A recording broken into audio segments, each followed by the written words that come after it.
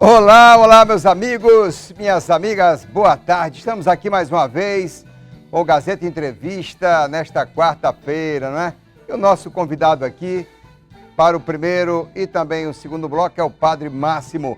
Mas a gente vai conversar também no terceiro bloco com o cardiologista, médico cardiologista, Dr. Odilson Silvestre. Vamos lá.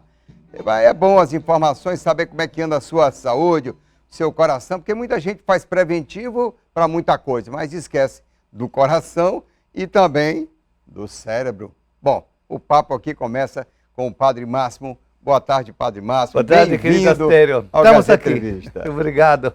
Obrigado pelo convite. É uma alegria, uma honra muito grande aqui trazer o senhor aqui no nosso programa. Verdade. A gente conversava ali, Padre Máximo, que o senhor está exatamente este ano fazendo 50 anos de Acre. O senhor chegou aqui, né? Mas, Astério, o tempo passa muito rápido demais. Parece que foi ontem. Parece que foi ontem. Que eu cheguei aqui em Rio Branco.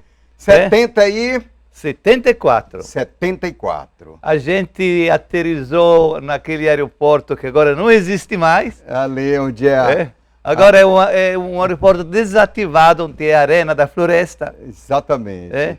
A gente se encontrou com dois jovens, eu me lembro ainda, um dos quais era o futuro governador Edmundo Pinto, que era um jovem. O Edmundo Pinto estava lá. Estava lá, sabe para quê? Sim. Porque as pessoas que chegavam de São Paulo sempre traziam um jornal, Folha de São Paulo, Estado. Então eles sedentos de notícias, porque aqui no Acre os jornais eram um pouco limitados. Sim, então ele ficava assim perguntando, quem é que tem um jornal? Quem é que trouxe um jornal lá de São Paulo? Pronto. Me lembro disso. Meu cunhado sempre mandava eu ir no aeroporto pegar jornal que estava vindo de jornal Folha de São Paulo. Vinha né, nos aviões da VASP, da Varig. O senhor veio de VASP ou de Varig? Foi de Varig. De Varig, aviação era Rio Grande do Sul. Olha só. 74. O senhor, de idade, o senhor tem 76? Eu tenho 78. 78? Sim. O senhor é de 45? 45. O senhor nasceu no final da guerra? Olha, terminou a guerra, nasceu o Padre Máximo. Eu realmente sou mensageiro da paz. Graças a Deus, né, mano? Graças a Deus. O senhor nasceu num ano que pode-se dizer, a Europa, né, toda aquela convulsão, aquela guerra, aquela tragédia que varreu a Europa, né? E a gente, desde criança, ouvia comentários de guerra, de americanos, de alemães que se encontravam em conflito.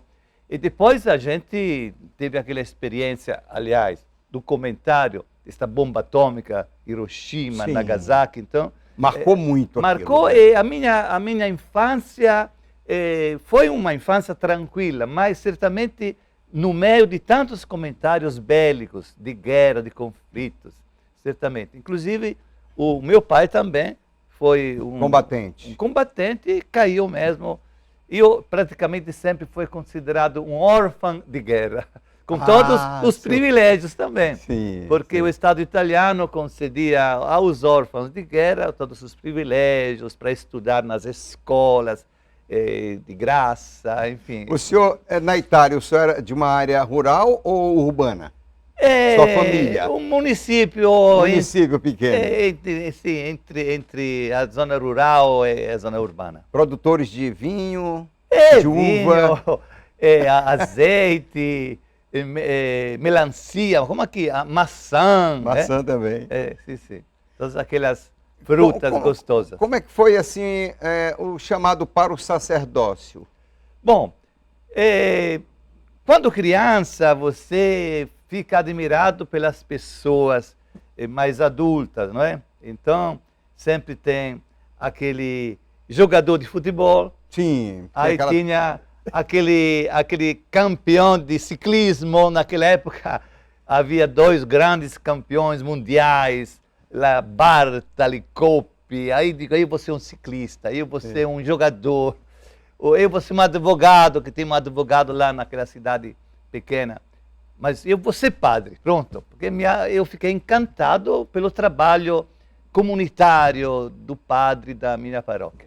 Aquela coisa muito É um chamado mesmo, né? É claro que você já tem uma tendência, mas depois você se sente chamado por Deus pela reflexão, pela meditação, ao longo dos anos. Eu fiquei 12 anos estudando no seminário, então praticamente ao longo daqueles anos você vai se firmando naquele chamado, naquela vocação.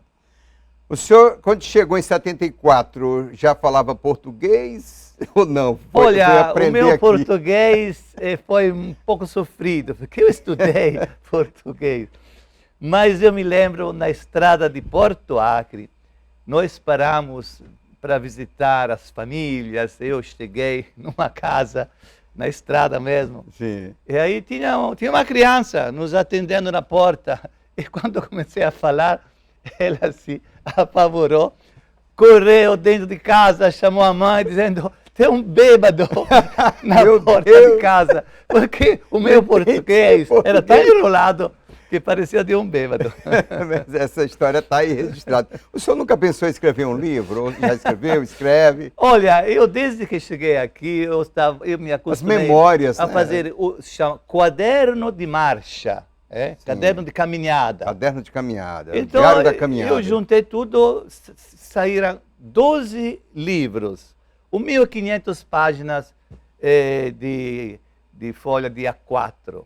Então inclusive isso foi transformado em 2 livros que fazem parte de uma série chamada Páginas da Nossa História, que são 21 livros escritos, inclusive, na maior parte pelo Dom Joaquim, mas tem 2 livros que falam mesmo dos meus 50 anos aqui no Acre. O senhor, em 74, o senhor chegou a dar aula em colégios aqui? Não. Não, meu português não permitia. Mas, nos momentos assim de urgência, eu cheguei a dar umas aulas lá no seminário de História, porque eu fiz um curso de História da Igreja do Brasil, inclusive, aqui em São Paulo, lá na faculdade. Mas um curso rápido, não é? Mas que me deu, inclusive, eu estudei para eu conhecer todas as raízes do colonialismo português aqui no Brasil. Como é que se deu esse processo Como histórico? se deu o processo, inclusive, da igreja, com todas as suas marcas de positivas e negativas aqui no encontro com os indígenas, com os negros e tal. Em 50 anos, o senhor viu muitos episódios no Acre, muitos conflitos agrários. O senhor viu como é que era o Estado. Aliás, o senhor pegou o Estado naquele processo de chegada dos migrantes, né? É verdade. Que vieram do Sul, Sudeste, né? Tudo. De um lado, nós vivenciamos um período favorável devido ao Concílio Vaticano II e depois as conferências latino-americanas que quiseram mesmo transformar esta igreja, uma igreja mais perto do povo, com aquela opção preferencial pelos pobres, uma igreja que colocava nas mãos dos leigos, até semi-analfabeto, a palavra de Deus, a Bíblia. Uma igreja que saía da matriz para formar comunidades eclesiais de base nas colônias, no Seringal e na beira dos rios. E neste contexto histórico, é claro que você se encontrava com o sofrimento daquele migrante, mas não só daquele migrante, mas daquele seringueiro obrigado a deixar a sua colocação, porque o fazendeiro, ou um latifundiário que vinha do sul, que de repente nem pisava aqui no Acre, queria que ele saísse de sua terra. Então, houve aqueles conflitos em que a igreja se envolveu, e houve realmente uma situação meio difícil, não é? Que se contornou aos poucos através do sindicato, através do diálogo, pastoral, né? através Pastoral das pastorais. Pastorais, inclusive, nós sempre evitamos de favorecer a violência, a guerrilha, mas sempre tivemos uma postura de pacificadores. O senhor acha que a igreja conseguiu sair, eu posso até dizer, que realmente havia um distanciamento, né? Ali você via, até eu comparo um pouco, assim, uma comparação que não pode ser muito correta, mas é a questão do judiciário. Né? O juiz antigamente estava num pedestal, estava distante do povo, e parece que hoje o juiz, assim, o magistrado está mais próximo. Eu acho que a igreja conseguiu estar mais próxima de quem é o principal ali do Sermão da Montanha. Realmente a postura dos padres, sobretudo daquela época de 70, 80, era uma postura muito popular, mais do que hoje, sabe? Quer dizer, a gente nunca usava o paletó, não é? Agora, os pastores sempre tinham aquela postura um pouco mais elegante. Agora, nós padres que tínhamos aquela opção pelos pobres, que a gente queria mesmo... Calça jeans, camiseta, perfeitamente. Eu me lembro disso. Nós queríamos ser parecidos com os mais pobres. Então, não só calça jeans e camiseta, mas também chinelos. Chinelos. Você andava pelos seringais de chinelos. Desobrigas, né? Camada desobrigas. Então, você andava de rede, comia o que você encontrava, por exemplo, farofa de casca de jabuti. Você já experimentou? Não, eu passei desde menino comendo aí. Coisa que proibiram, não dá mais. Mas no seringal até hoje o povo ainda se alimenta muito. Assim, né? Mas, para dizer, a gente vivia na maior simplicidade. Foi a experiência que eu amei. Eu chegando da Itália com todas aquelas mordomias e tal, eu cheguei aqui, eu me apaixonei por uma vida sóbria, dedicada, pobre, humilde. Nós fomos morar lá na paróquia de Santo Inês, num galpão. Sim. E nós colocamos uma parede no salão, então, pronto, uma parede de madeira. E aí era o nosso quarto, dormitório. O nosso dormitório, o nosso aposento. Então, o senhor, quando o senhor chegou no Acre aqui, havia, claro, né, os servos de Maria. Então, o senhor conheceu Luiz Santini, irmã Raquel, irmã Maria, irmã Cacilda. Certo. Que era dos servos de Maria, né? Se transformou no Colégio Meta.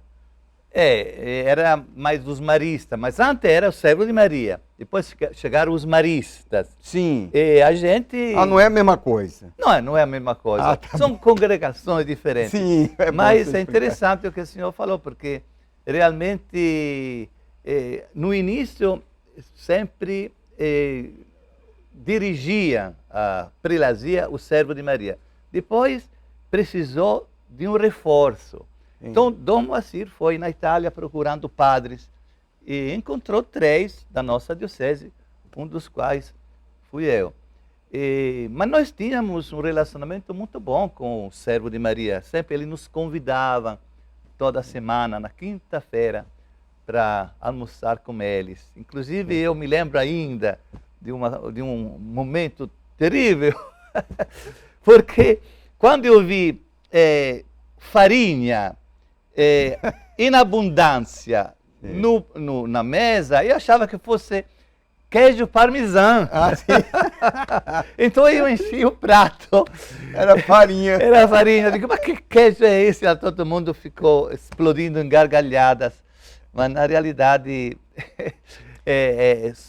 foram os primeiros passos para você se regionalizar aqui nessa realidade.